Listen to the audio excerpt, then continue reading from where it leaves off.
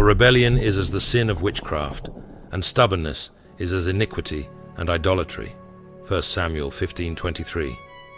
The most dangerous form of witchcraft isn't black robes and bubbling cauldrons. It's the subtle occult influences we've welcomed into our bedrooms, disguised as innocent decor and wellness trends. While you sleep peacefully, these objects operate as spiritual portals, inviting demonic activity that opposes your spiritual growth and disrupts your divine connection. Make no mistake, witchcraft has rebranded itself. The enemy knows that modern Christians would reject pentagrams and spell books, so he's packaged the same dark principles in beautiful, trendy items that bypass your spiritual defenses. That harmless decor piece from your favorite store, that wellness product endorsed by celebrities, each might be a Trojan horse carrying witchcraft principles directly into your most vulnerable space. What's most alarming is how these items align perfectly with witchcraft's core purpose, manipulating spiritual forces to achieve desired outcomes apart from God's authority. This is precisely what Deuteronomy 18 verses 10 to 12 condemns. Let no one be found among you who practices divination or sorcery, interprets omens, engages in witchcraft. Anyone who does these things is detestable to the Lord. Today, I'm exposing 6 common bedroom items that may be opening doorways to witchcraft influences in your most sacred space. Jesus said in John 10:10, "The thief comes only to steal and kill and destroy. Don't let the enemy steal your peace, kill your spiritual sensitivity, and destroy your intimate connection with God through these seemingly innocent objects." It's time to identify these witchcraft gateways and reclaim your bedroom for God's purposes alone. Number 1. Salt lamps for energy cleansing. These beautiful glowing crystals have become increasingly popular for their supposed ability to purify energies and create spiritual balance. These salt lamps look harmless, even attractive, but they represent something far more dangerous, a dependency on New Age energy practices that completely bypass God's power. Isaiah 2:6 warns us, "You, Lord, have abandoned your people. They are full of superstitions from the east. They practice divination like the Philistines." This verse directly calls out Eastern spiritual imports and warns that God's people have mingled with energy systems outside of Him. When you place a salt lamp in your bedroom believing it will cleanse spiritual energies, you're essentially saying the blood of Jesus isn't enough. The concept that a crystal can purify spiritual energies fundamentally contradicts Scripture. God's Word teaches that spiritual cleansing comes through Christ's blood alone. The blood of Jesus, His Son, purifies us from all sin.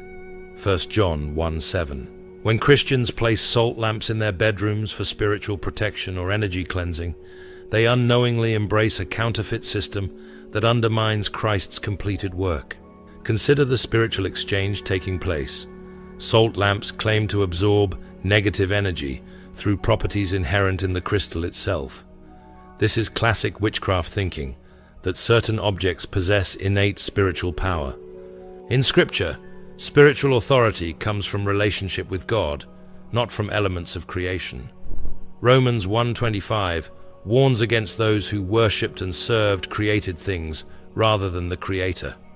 Salt lamps represent exactly this exchange, trusting in created materials rather than the Creator for spiritual cleansing. The growing presence of these lamps in Christian homes is particularly troubling. We've placed them beside our Bibles, next to family photos, near the beds where we pray before sleep.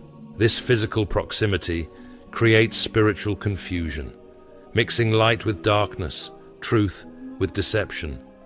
Your bedroom needs the light of God's Word, not the glow of crystals claiming spiritual power that belongs only to Christ. Number 2. Mandala tapestries and sacred geometry designs. These intricate, beautiful patterns adorning tapestries, wall art, and bedding aren't just bohemian decor. In their original context, they're spiritual technologies from Eastern religions designed to foster meditation, enlightenment, and cosmic consciousness, all rooted in witchcraft principles that directly contradict biblical truth. Deuteronomy 4:19 tells us, "And when you look up to the sky and see the sun, the moon, and the stars. Do not be enticed into bowing down to them or worshipping things the Lord your God has apportioned to all the nations. Mandalas represent precisely this kind of cosmic worship. They're maps of the universe designed to guide meditation towards self-deification rather than worship of the one true God. In Hindu and Buddhist traditions, mandalas aren't just decorative, but devotional objects used in witchcraft rituals. Each geometric pattern carries specific spiritual meaning aimed at awakening the divine within, rather than worship of God above. The circular shape represents cosmic wholeness. The patterns within guide the eye and mind toward altered states of consciousness. When hanging on your bedroom wall, they create a competing spiritual focal point to biblical truth. Sacred geometry follows similar occult principles, claiming that certain geometric patterns carry inherent spiritual power and cosmic significance.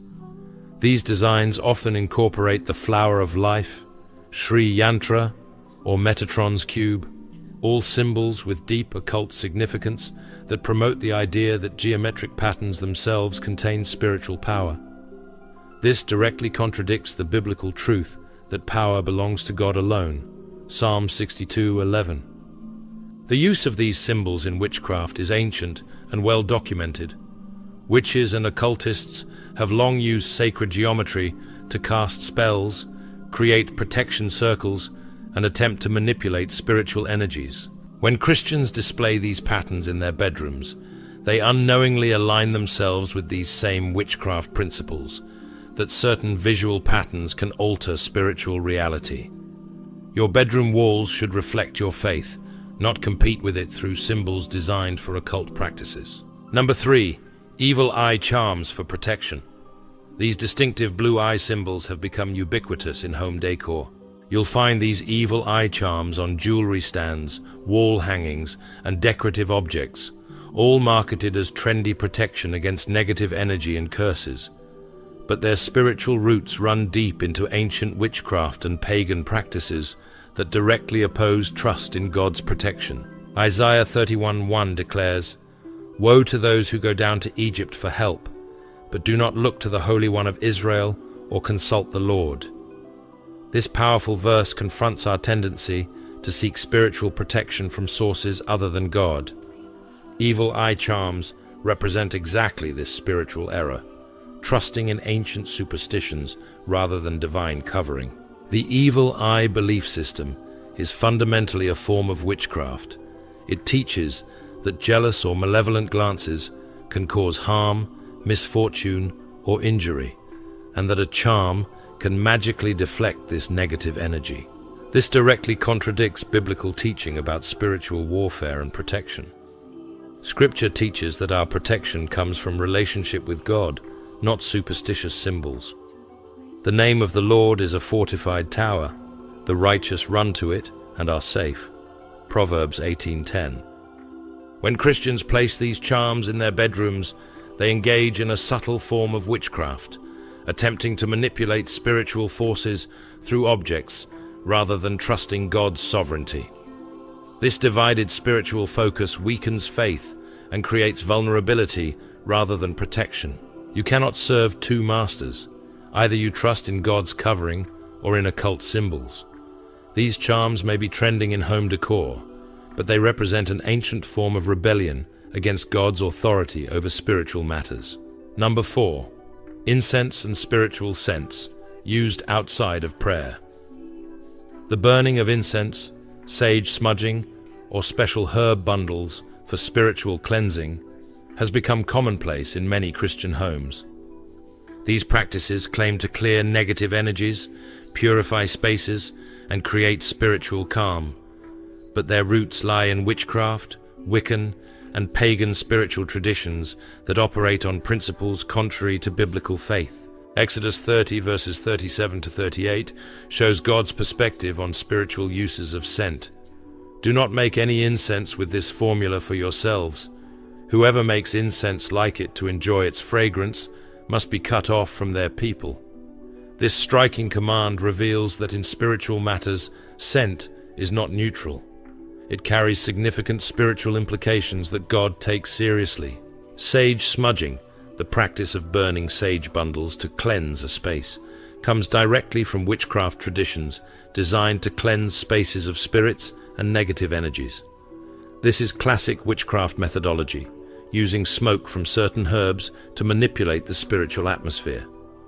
Similarly, special incense blends are created by witches for invoking particular spiritual entities or energies.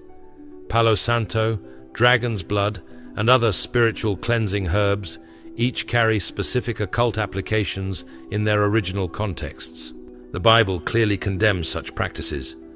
When you enter the land the Lord your God is giving you, do not learn to imitate the detestable ways of the nations there. Deuteronomy 18:9. When Christians adopt these witchcraft practices, they engage in what Scripture forbids, syncretism, the blending of opposing spiritual systems. Your bedroom doesn't need ritual smoke to be spiritually clean. It needs the presence of the Holy Spirit, invited through prayer, worship, and alignment with God's Word. Number 5. Feng Shui bed placements for energy flow. Many believers have rearranged their bedroom furniture according to Feng Shui principles. Placing beds in commanding positions, avoiding certain directions, using mirrors to redirect negative qi, and arranging objects to balance elemental energies.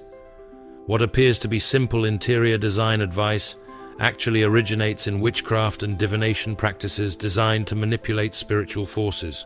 Leviticus 19:31 commands, "Do not turn to mediums or seek out spiritists, for you will be defiled by them. I am the Lord your God." Feng Shui, at its core, is a form of spiritual consultation rooted in witchcraft principles. Its practitioners are trained in divination techniques to discern invisible energies and their effects on human life. The entire system rests on manipulating spiritual forces through physical arrangements, a concept fundamentally opposed to biblical submission to God's sovereignty. The underlying principles include witchcraft beliefs that invisible energy, qi, flows through your home and affects your well-being. Certain directions correspond to specific elements and spiritual forces. Your bed should face particular directions to harness positive energies. Mirrors can redirect spiritual forces, and object placement can balance or imbalance your life. None of these concepts align with biblical teaching about how spiritual reality functions. This is classic witchcraft thinking, attempting to control spiritual outcomes through physical manipulation of objects. Witches have used similar principles for centuries, arranging altar objects, candles, and symbols to direct spiritual energies.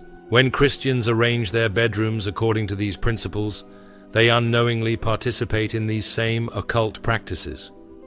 Your bedroom arrangement should reflect practical wisdom and personal preference, not adherence to witchcraft principles repackaged as design advice. Number 6. Sleep frequencies and affirmation audio. Perhaps the most subtle form of witchcraft in Christian bedrooms comes through headphones and speakers. Many believers fall asleep to audio tracks promising to reprogram their subconscious, manifest desires, or raise their vibration through specific sound frequencies, subliminal messaging, or guided meditations, all modern forms of spellcasting. 2 Corinthians 10:5 instructs us to take every thought captive to obey Christ. These audio technologies directly contradict this principle by bypassing conscious thought and attempting to program the mind through other means. This is fundamentally a form of witchcraft, attempting to manipulate reality through specific sounds, words, or vibrations rather than submission to God's will and ways. Many of these recordings incorporate principles from law of attraction teaching, the belief that your thoughts create your reality and that by controlling your thoughts, you can manifest prosperity, health, or success. This is simply witchcraft rebranded for modern sensibilities. Throughout history, witches have used chants, spells, and incantations to speak things into existence. This new audio technology operates on the exact same principle, just with different terminology. Others use specific sound frequencies claimed to heal chakras, balance energy centers, or elevate consciousness. These concepts come from Hindu and New Age belief systems that are fundamentally opposed to biblical teaching. Sound has always been used in witchcraft rituals, from drumming to induce trance states to specific tones believed to invoke spiritual entities. These modern sleep frequencies may use scientific-sounding language, but they operate on the same witchcraft principles. What you listen to as you drift into sleep matters deeply. In those vulnerable moments between wakefulness and dreaming, your spiritual guards are lowered, and your subconscious is particularly receptive. This is precisely why witches and occultists throughout history have focused on dream work and sleep states for their magical operations. Choose scripture, worship, or biblical teaching that reinforces truth rather than audio designed to reprogram your mind according to witchcraft principles. Now, I'm not promoting fear, but advocating for spiritual awareness. Jesus said, "You will know the truth, and the truth will set you free." John 8:32. Many sincere believers have unwittingly welcomed these items into their bedrooms, not realizing they're participating in modern forms of witchcraft. This isn't about condemnation, but illumination, bringing hidden things to light so we can make informed choices about our most intimate spaces. Your bedroom should be a sanctuary where divine dreams flow, where angels stand guard, where your spirit connects with God undisturbed. It should be a room where prophecy is received, not where witchcraft operates. Your bedroom should echo with worship, not occult frequencies. It should be a place of rest, not spiritual warfare. But this requires intentional stewardship and rejection of every form of witchcraft, no matter how subtly disguised. For every item I've mentioned, there's a biblical alternative. Instead of salt lamps, let the Word of God illuminate your darkness. Instead of mandala tapestries, display scripture art that reminds you of God's promises. Instead of evil eye charms, trust in the blood of Jesus for protection. Instead of ritual incense, let your prayers rise before God. Instead of feng shui, arrange your room for genuine rest and communion with God. Instead of manifestation audio, meditate on scripture as you fall asleep. After cleansing your bedroom of these witchcraft influences, anoint your space. Take olive oil, pray over it, and place small amounts on your doorposts and window frames. Walk through your bedroom declaring scriptures that proclaim God's protection and presence. Invite the Holy Spirit to fill every corner. Your bedroom should be a sacred place where God's glory dwells and where you encounter Him intimately. Remember, this isn't about fear, but faithful stewardship. It's about creating boundaries that protect your spiritual sensitivity from witchcraft influences. It's about being intentional with what you allow to occupy your most vulnerable space. It's about honoring God with every aspect of your life, including your bedroom environment. As Joshua declared, "As for me and my house, we will serve the Lord." Joshua 24:15. Your bedroom is part of your house. Let it serve the Lord alone. Let it be a place where angels feel welcome and witchcraft finds no foothold. Let every object, every sound, every image reflect His glory rather than occult principles and practices. When you prioritize spiritual purity over worldly aesthetics, when you choose divine alignment over cultural trends, you create space for supernatural encounters with God. Your dreams will become clearer. Your rest will become deeper. Your spiritual sensitivity will increase.